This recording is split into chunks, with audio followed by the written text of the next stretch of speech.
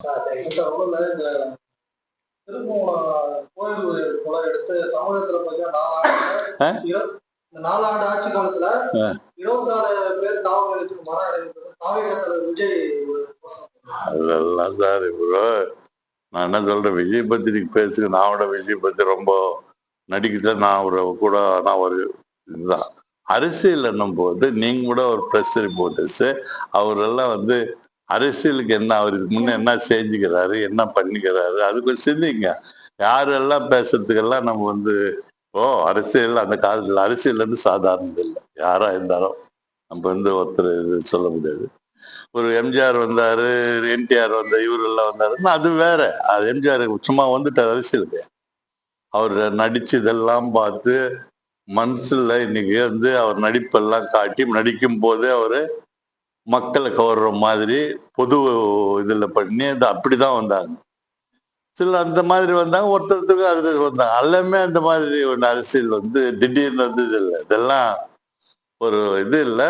நீங்களும் சிந்திக்கணும். இப்போ எவ்வளோ பிரச்சனைகள் நடந்தது. இப்போ நாங்க எதிர்கட்சியா தான் இருந்தோம். கொரோனால எங்க தலைவர் எதிர்கட்சி தான். நம்ம ஊர் ராணிப்பேட்டை பொறுத்து எடுத்துக்கணும். ராணிப்பேட்டை மாவட்டம் நான் எதிர்கட்சி எம்எல்ஏ தான். அப்போ ஆளுங்கட்சி இல்லை. நம்ம கொரோனால யாரு என்ன பண்ணாங்களா?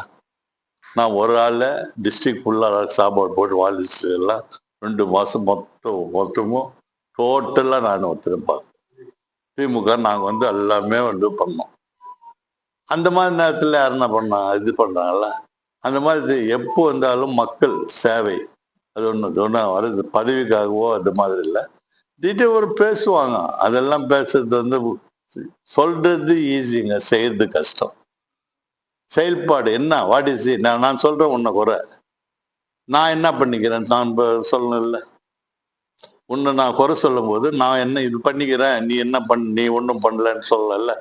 எங்க முதலமைச்சர் என்னென்ன பண்ணிக்கிறாரு, நான் உனக்கு மேல பண்ணிக்கிறேன், நான் இத்தனை பேருக்கு இது பண்ணிக்கிறேன், அது பேர் சொல்லு குறை அதை ஏத்துக்கலாம். சும்மா திடீர்னு எதுவுமே இல்லாத குறை சொன்ன எப்படி? அதெல்லாம் நீங்களும் முக்கியத்துவம் கொடுக்கறதே தப்பு.